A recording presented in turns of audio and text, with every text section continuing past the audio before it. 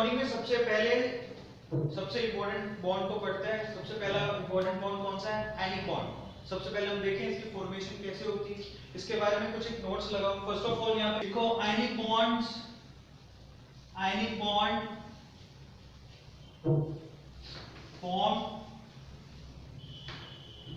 Bond form between two ions. दो ions के बीच में बनता है। और वह आयंस कौन कौन से हैं? नेमली कैटायंस एंड एनायंस। सबको समझ में आ गया फर्स्ट पॉइंट? ये कैटायन और एनायन, इसका नाम ही आयनिक बॉन्ड है, तो दो आयंस के बीच में बने। क्लियर है? लिखो ionic bond is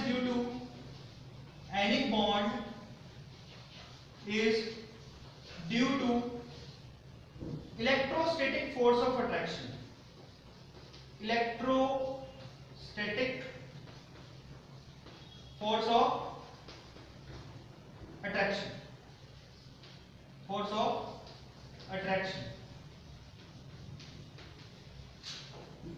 Is formed, लिख देना हमेशा बच्चों, is formed। ये क्यों बनता है? इलेक्ट्रोस्टैटिक फोर्स ऑफ अट्रैक्शन के बीच, इसकी वजह से बनता है। समझ में आ गया सबको? क्लियर होता है? ठीक है। फोर्स ऑफ अट्रैक्शन किसके बीच में? Between two ions, two opposite charge है, ऑपोजिट चार्ज आयंस। सबको समझ में आ गया? क्लियर है? तीसरा इंपॉर्टेंट पॉइंट लिखो ionic bond is non-directional in nature। non-directional in nature। ये कैसे होते हैं नॉन डायरेक्शनल? इसका मतलब समझो तीनों पॉइंट्स का, जरा ध्यान से देखो। फर्स्ट ऑफ ऑल तो आयनिक बॉन्ड फॉर्म होता है कैटायंस और एनायंस के बीच, दो आयंस के बीच में फॉर्म होता है। किसकी वजह से होता है? क्योंकि दो आयंस जो एक पॉजिटिव चार्ज है और नेगेटिव चार्ज है, उनके बीच में क्या होता है? इलेक्ट्रोस्टैटिक फोर्स ऑफ अट्रैक्शन लगता है। समझ में आ गया? और सबसे खास बात, ये नॉन डायरेक्शनल होता है। मतलब क्या है नॉन डायरेक्शनल का? अगर एक पॉजिटिव चार्ज पड़ा है तो नेगेटिव चार्ज कहीं भी हो, फोर्स ऑफ अट्रैक्शन तो लगेगा ही। तो क्या ये डायरेक्शनल हुए? नहीं। मैं चाहे नेगेटिव चार्ज यहां रख दूं, चाहे नेगेटिव चार्ज को मैं यहां रख दूं, चाहे नेगेटिव चार्ज को यहां रख दूं, चाहे नेगेटिव चार्ज को यहां रख दूं, फोर्स ऑफ अट्रैक्शन तो हो गई। ये कोई डायरेक्शनल फोर्स ऑफ अट्रैक्शन नहीं है, नॉन डायरेक्शनल। क्लियर हो गया? इसी वजह से हम लोग यहाँ पर बॉन्ड नहीं बनाते। क्लियर हो गया? बॉन्ड से इसको रिप्रेजेंट नहीं किया जाता है। सबको समझ में आ गया? अब क्योंकि इसमें इलेक्ट्रोस्टैटिक फोर्स ऑफ अट्रैक्शन लगता है, क्लियर हो गया, तो इसको एक दूसरा नाम भी दिया जाता है। इसको क्या बोलते हैं? इलेक्ट्रोवैलेंट बॉन्ड भी कहते हैं। लिख लो, it is also called electrovalent bond. Electrovalent bond भी कहते हैं।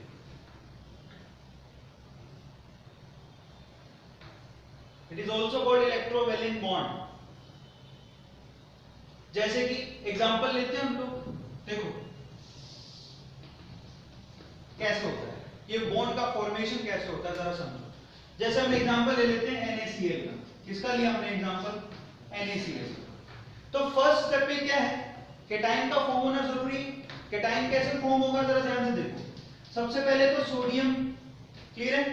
सोडियम का गैसियस एटम क्या करता है? ये गैसियस आयन में कन्वर्ट हो जाता है और एक इलेक्ट्रॉन बाहर निकाल देता है। सबको समझ में आ गया? इससे फायदा क्या हुआ? सबसे पहले वो देखो, यहां से क्या हुआ?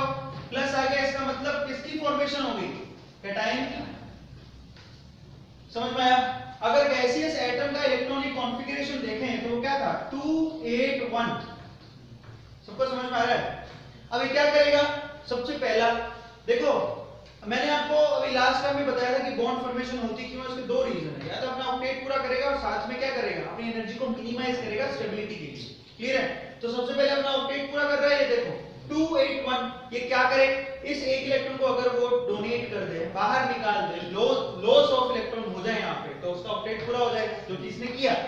तभी Na+ का इलेक्ट्रॉनिक कॉन्फ़िगरेशन क्या हो गया? 280। तो इसने पहला काम तो कर लिया, और इस पहले काम से क्या हुआ? कैटायन का जनरेशन हो गया, फॉर्मेशन हो गया। सेकंड काम, यहां पर क्या होगा? ये जो क्लोरीन गैस है वो क्या करेगी, इस एक इलेक्ट्रॉन को गेन करेगी। समझ में आता है? तो यहाँ पर मैंने ले लिया हाफ ऑफ क्लोरीन, उसने एक इलेक्ट्रॉन को गेन किया और इसमें कन्वर्ट हो गया। तो हाफ ऑफ क्लोरीन ये क्या था, गैसियस मॉलिक्यूल, उसने एक इलेक्ट्रॉन को गेन किया, किसमें कन्वर्ट हो गया, Cl- गैस, गैसियस आयन में कन्वर्ट हो गया। क्लियर है? अब जरा ध्यान से देखो इनके इलेक्ट्रॉन, क्लोरीन का इलेक्ट्रॉन कॉन्फ़िगरेशन क्या होता है, 2 8 7। सबसे पहले इसने क्या किया, अपना ऑक्टेट पूरा किया। समझ में आता है? ऑक्टेट पूरा किया तो 2 8 7 एक इलेक्ट्रॉन ले लिए, तो अब किसमें इसका इलेक्ट्रॉन कॉन्फ़िगरेशन अब क्या हो गया, 2 8 8, अपना ऑक्टेट पूरा कर लिया इसने। अब इससे, इस काम से किसका फॉर्मेशन हो गया, एनायन का। बात समझ में आ रही है? ध्यान से समझना है इसको। वहां कैटायन का फॉर्मेशन हो गया, यहां एनायन का फॉर्मेशन हो गया, पहला काम इनका पूरा हो गया। अब क्या होता है, तीसरा काम व्हिच इज वेरी इंपॉर्टेंट। पहला स्टेप क्या था, फॉर्मेशन ऑफ कैटायन, दूसरा स्टेप क्या था, फॉर्मेशन ऑफ एनायन, तीसरा स्टेप क्या है, फॉर्मेशन ऑफ लैटिस। तीसरा स्टेप क्या है, फॉर्मेशन ऑफ लैटिस। अभी इन्होंने कैटायन और एनायन के गैसियस आयंस बन गए हैं। समझ में आ गया? अब क्या करेंगे जरा ध्यान से देखो, यहां पर ये Na+ गैसियस आयन और Cl- गैसियस आयन ये किसमें कन्वर्ट हो जाएंगे, NaCl सॉलिड में, एक लैटिस की फॉर्मेशन करेंगे। समझ में आता है? और जब मैंने तुम्हें बता रखा है थर्मोडायनेमिक्स में, तुमने ये चीज पढ़ रखी है, जब आयन कंबाइन होते हैं तो अब ये क्या करेंगे, कंबाइन होने के बाद अपनी एनर्जी और लूज करेंगे।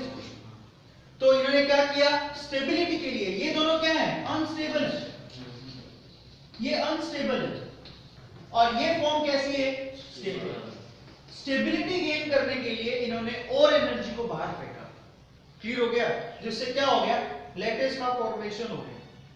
बात समझ में आ गया? सबसे खास बात, ये दोनों अनस्टेबल जो आयन से पास क्यों आए, इलेक्ट्रोस्टैटिक फोर्स की वजह से। एक Na+ है, दूसरा Cl- है, प्लस और माइनस एक दूसरे को अट्रैक्ट करते हैं, NaCl। आप कभी भी NaCl को Na और इस तरह से बॉन्ड लगा के Cl नहीं लिखते, आज तक नहीं लिखा गया। कभी भी देखा आपने इस तरह से? नहीं देखा ना, तो ऐसा कभी लिखते ही नहीं है। रीजन क्या है, यहां पर इलेक्ट्रोस्टैटिक फोर्स ऑफ अट्रैक्शन लग रहा है, यहां पर इसको किसी बॉन्ड से नहीं दिखाया जाता। दूसरा रीजन क्या है, ये नॉन डायरेक्शनल होते हैं, तो यहां पर कभी भी किसको बॉन्ड से नहीं दिखाते। समझ में आ गया? ये ध्यान रखना, this is very much important. Ionic bond non directional होते हैं, तो इनको कभी बॉन्ड से नहीं दिखाते। तो जितना भी आप जो टॉपिक पढ़ते हो, हाइब्रिडाइजेशन, स्ट्रक्चर, ज्योमेट्री, वो किसके लिए, कोवेलेंट के लिए, आयनिक बॉन्ड के लिए नहीं है, आयनिक कंपाउंड्स के लिए नहीं है।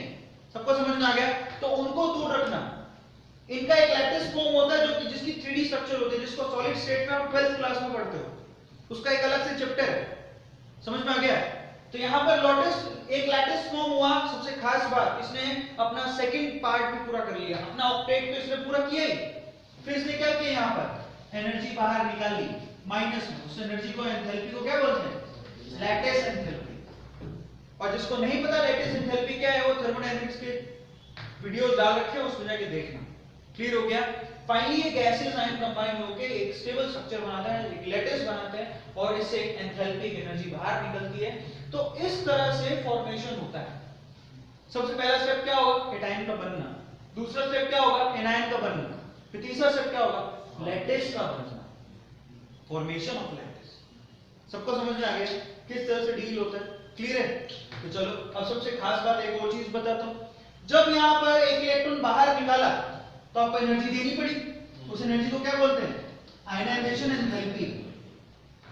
ये एनर्जी आपको देनी पड़ती है प्लस में। समझ में आ गया? ये चीज भी मैं थर्मोडायनेमिक्स बता चुका हूं। यहां पर इलेक्ट्रॉन गेन हो रहा है, तो यहां पर कौन सी एंथैल्पी होगी, इलेक्ट्रॉन गेन एंथैल्पी, या फिर इसको क्या बोलेंगे, इलेक्ट्रॉन एफिनिटी। ये बाहर निकलती है यानी कि माइनस, ये प्लस में होती है, माइनस में होती है, वो भी क्या होती है, माइनस में। सबको क्लियर है? तो इस तरह से फॉर्मेशन होता है। तो आप एक बात बताओ, इसकी फेवरेबल कंडीशंस क्या क्या है कि आराम से लैटिस बन जाए? इसकी फेवरेबल कंडीशंस क्या क्या है? सबसे पहली तो आयनाइजेशन एंथैल्पी सबसे कम होनी चाहिए, मिनिमम होनी चाहिए, क्योंकि वो तो हमें देनी पड़ रही है। वो मिनिमम होगी तो अपने आप होगा, कमी एनर्जी भी काम हो जाएगा। ये मैक्सिमम होनी चाहिए क्योंकि एनर्जी तो बाहर निकल रही है। अगर ये मिनिमम हुई और ये मैक्सिमम हुई तो फॉर्मेशन अपने आप हो जाएगी, हमें करने की जरूरत है नहीं, क्योंकि जितनी एनर्जी बाहर निकाल रहे हैं उसी में से कुछ अमाउंट ऑफ एनर्जी लेगा और आयनाइज हो जाएगा। सबको समझ में आई? तो फेवरेबल कंडीशंस क्या है कि आयनाइजेशन एनर्जी मिनिमम होनी चाहिए, इलेक्ट्रॉन एफिनिटी मैक्सिमम होनी चाहिए, लैटिस एंथैल्पी मैक्सिमम होनी चाहिए इनके फॉर्मेशन के लिए, आयनिक बॉन्ड के फॉर्मेशन। सबको समझ में आया? क्लियर हो गया? तो तीनों स्टेप बना लो फटाफट फटाफट। जैसे एक और एग्जांपल लेते हैं, उसके बाद सीधे लिख लेना, इसको रब कर दियो, कर लिए सबने। जैसे कि हम लोग बनाना चाहते हैं, लेट अस सपोज मैं क्या बनाना चाहता हूं, MgO, MgO का लैटिस बनाना चाहता हूं, इसका मैग्नीशियम ऑक्साइड का, मैग्नीशियम ऑक्साइड सॉलिड बनाना चाहता हूं। ठीक है, पहला स्टेप क्या होगा, स्टेप 1 फॉर्मेशन ऑफ कैटायन। कैसे बनेगा, मैग्नीशियम जो कि कैसा है, यहां पर सोडियम कैसा था, गैसियस फॉर्म में लिया था, तो गैसियस फॉर्म में लिया, गैसियस एटम किसमें कन्वर्ट हो जाए, Mg+2 आयन में कन्वर्ट हो जाए, और दो इलेक्ट्रॉन क्या हो बाहर निकाल दिया, ये भी गैसियस आयन। सबको समझ में आ रहा है? तो पहला काम हो गया, कैटायन जनरेट हो गया। दूसरा काम क्या होगा, स्टेप 2 यहां पर ऑक्सीजन कि किसमें कन्वर्ट हो जाए, O-2 में, एनायन भी हो गया। लेकिन ये काम होगा कैसे, वो दो इलेक्ट्रॉन लेगा तभी तो होगा, तो यहां पर दो इलेक्ट्रॉन लेगी और यहां पर O-2 में कन्वर्ट हो गया। क्लियर है? O-2 बैलेंस करोगे तो कैसे लिखोगे, हाफ। सबको समझ में आ गया? तीसरा स्टेप क्या होगा, फॉर्मेशन ऑफ लैटिस, मतलब Mg+2 और प्लस O-2, ये किसकी फॉर्मेशन करेंगे, MgO, जिसमें ध्यान रखना ये गैसियस आयन है, ये भी गैसियस आयन है, लेकिन ये क्या है, सॉलिड। सबको समझ में आया तीन स्टेप कैसे होता है, formation of gaseous cation, formation of gaseous anion, and then formation of lattice. सबको समझ में आ गया? बना लो इसको फटाफट। अब हम देखते हैं कि कौन से एटम्स इन आयनिक बॉन्ड में पार्टिसिपेट करते हैं। क्या सेम नेचर के एटम्स पार्टिसिपेट कर सकते हैं? नहीं। मैं दो मेटल ले लूं क्या आयनिक बॉन्ड बन जाएगा? नहीं। दो नॉन मेटल ले लूं तो आयनिक बॉन्ड बन जाएगा? नहीं। आयनिक बॉन्ड कब बनता है, उसकी कंडीशन क्या है, उसमें एक तो क्या होना चाहिए, इलेक्ट्रॉन डोनर। बात समझ में आ रही है? एक तो इलेक्ट्रॉन डोनर होना चाहिए और एक क्या होना चाहिए, इलेक्ट्रॉन एक्सेप्टर।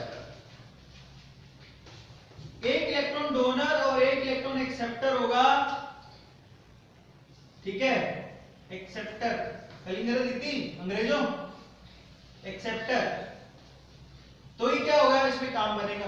अच्छा, इलेक्ट्रॉन डोनर कौन होते हैं, मेटल्स, ये तो जानते हो, और इलेक्ट्रॉन एक्सेप्टर कौन होते हैं, नॉन मेटल्स। मतलब क्या है, मेटल्स और नॉन मेटल्स कंबाइन होकर क्या बनाते हैं, आयनिक बॉन्ड।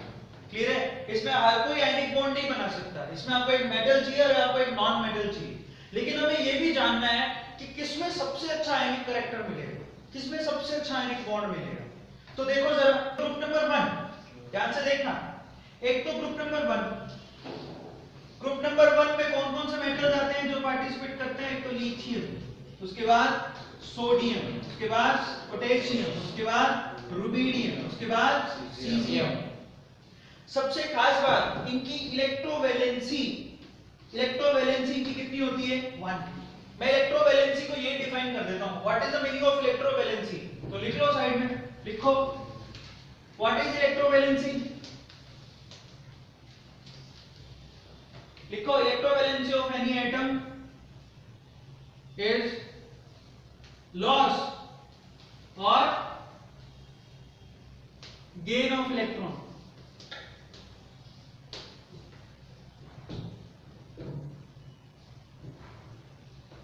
ठीक है, लॉस और gain of electron. Loss of gain of electron किस में देखते हैं, जब वो आयनिक बॉन्ड फॉर्म करते हैं तब। और सबसे खास बात देखो, वैलेंसी दो तरह से आप डिफाइन कर सकते हैं, तो इलेक्ट्रोवैलेंसी, इलेक्ट्रोवैलेंसी आप कब डिफाइन करते हो किसी भी एटम के लिए, जब वो आयनिक बॉन्ड बना है। एक होती है कोवैलेंसी, कोवैलेंसी कब डिफाइन करते हो, जब वो कोवैलेंट बॉन्ड बना है। तो हमें देखना पड़ेगा हर एटम के लिए आयनिक बॉन्ड कौन बनाते हैं, मेटल्स और नॉन मेटल मिलकर बनाते हैं। कोवैलेंट बॉन्ड कौन बनाता है वो हमें देखना है, कोवैलेंट बॉन्ड के अंदर स्पेशली नॉन मेटल्स बनाते हैं। क्लियर हो गया? तो कोवैलेंसी वेरी करती है, लेकिन इलेक्ट्रोवैलेंसी बहुत जगह पे फिक्स होती है। इलेक्ट्रोवैलेंसी भी कई एटम्स के लिए वेरी करती है, जैसे डी ब्लॉक के एटम्स हैं, उनके लिए इलेक्ट्रोवैलेंसी भी वेरी करती है, तो हमें देखना है, लेकिन कईयों की इलेक्ट्रोवैलेंसी बिल्कुल फिक्स होती है। तो इलेक्ट्रोवैलेंसी का मतलब हो गया इलेक्ट्रॉन के लॉस और गेन। इलेक्ट्रॉन का लॉस और गेन कब होता है, ये हमें बताने की जरूरत नहीं, ये कहां होगा इलेक्ट्रॉन का लॉस और समझ में आ गया? कंप्लीट ट्रांसफर या इलेक्ट्रॉन का लॉस और गेन आयनिक बॉन्ड में होता है, तो इसको बोलते हैं इलेक्ट्रोवैलेंसी। सबको समझ में आ गया? तो इलेक्ट्रोवैलेंसी पहले ग्रुप के लिए कितनी होती है? 1। दूसरे ग्रुप के लिए, ग्रुप नंबर 2 के लिए इलेक्ट्रोवैलेंसी जरा ध्यान से देखो। ग्रुप नंबर 2 में कौन होता है? बेरिलियम, मैग्नीशियम, कैल्शियम, स्ट्रोंटियम और बेरियम। इनके लिए इलेक्ट्रोवैलेंसी कितनी होती है? 2। इनकी वैलेंसी, इलेक्ट्रोवैलेंसी भी फिक्स है। उनकी इलेक्ट्रोवैलेंसी 1 है, तो इसकी इलेक्ट्रोवैलेंसी कितनी होती है? 2। सबको समझ में आ गया? बेसिकली जब आयनिक बॉन्ड बनाएंगे तो ये क्या करेंगे? 2 इलेक्ट्रॉन्स क्या करेंगे? डोनेट करेंगे। ये डोनर है, मैंने लिखा माना इलेक्ट्रॉन लॉस और गेन, तो इलेक्ट्रोवैलेंसी लॉस और गेन में ये दिखाई दे। अब मैं ग्रुप नंबर 13 लेता हूं। ग्रुप नंबर 13 में मैं किस किस को ले रहा हूं? एल्युमिनियम और गैलियम को। बोरॉन को मैं नहीं ले रहा, बाकी को भी नहीं ले रहा, छोड़ रहा हूं। एल्युमिनियम और गैलियम, इनकी इलेक्ट्रोवैलेंसी कितनी होती है? 3, क्योंकि बोरॉन नॉन मेटल है। सबको समझ में आता है?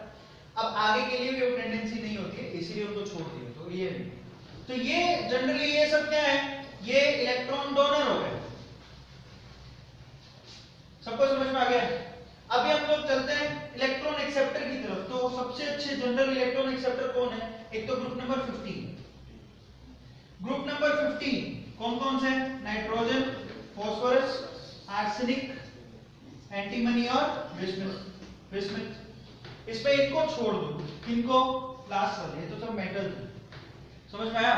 तो नाइट्रोजन और फास्फोरस, इनकी इलेक्ट्रोवैलेंसी कितनी होती है? 3 इलेक्ट्रोवैलेंसी बेटा। इनकी इलेक्ट्रोवैलेंसी 3 होती है। इनके आउटर मोस्ट ऑर्बिट में इलेक्ट्रॉन 5 होते हैं। क्लियर होता है? अब इनको लेने हैं, बेसिकली इलेक्ट्रॉन एक्सेप्टर है, तो 5 है तो कितने एक्सेप्ट करते हैं? 3। सबको समझ में आ गया? ये 3 लेना पसंद करते हैं, वो 3 देना पसंद कर रहे हैं। इलेक्ट्रॉन होना अलग बात है। आउटर मोस्ट शेल में इलेक्ट्रॉन कितने होते हैं? 5। लेकिन इलेक्ट्रोवैलेंसी कितनी है? कितनी वैकेंट सीटें हैं? 3। समझ में आ गया? इलेक्ट्रॉन्स के लिए इलेक्ट्रोवैलेंसी, क्योंकि ये एक्सेप्टर है, वो डोनर है। समझ में आ गया?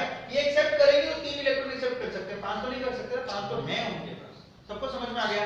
तो इनकी इलेक्ट्रोवैलेंसी, ये बहुत केयरफुली रीड आउट करना इन चीजों को, बहुत इंपॉर्टेंट है। और सबसे खास बात, इनकी कोवैलेंसी अलग होती है। नाइट्रोजन की कोवैलेंसी बहुत वेरी करती है, फास्फोरस की कोवैलेंसी बहुत वेरी, लेकिन वो वैलेंसी कोवैलेंसी कोवैलेंट बॉन्ड बनाते टाइम में इलेक्ट्रोवैलेंसी इनकी फिक्स रहती है। समझ में आ गया? और इलेक्ट्रोवैलेंसी किस वे में डिफाइन होती है? जब वो आयनिक बॉन्ड बनाते हैं। ये क्लियर कर लेना, जब आयनिक बॉन्ड बनाएंगे तो इनकी इलेक्ट्रोवैलेंसी फिक्स है। सबको समझ में आ गया? अब चलते हैं आगे। Group number 16। ग्रुप नंबर 16 में कौन आता है? Oxygen, sulphur. इनकी इलेक्ट्रोवैलेंसी कितनी होती है? 2। समझ में आ गया? क्योंकि इनको लेने हैं, 6 तो हैं, 2 और ले लेंगे, ओके पूरा हो जाएगा। समझ में आया? और लास्ट में ग्रुप नंबर 17, इसमें सारे ही लेंगे, fluorine, chlorine, bromine, iodine. Astatine को छोड़ देते हैं। इनकी इलेक्ट्रोवैलेंसी कितनी होती है? 1। सबको समझ में आया?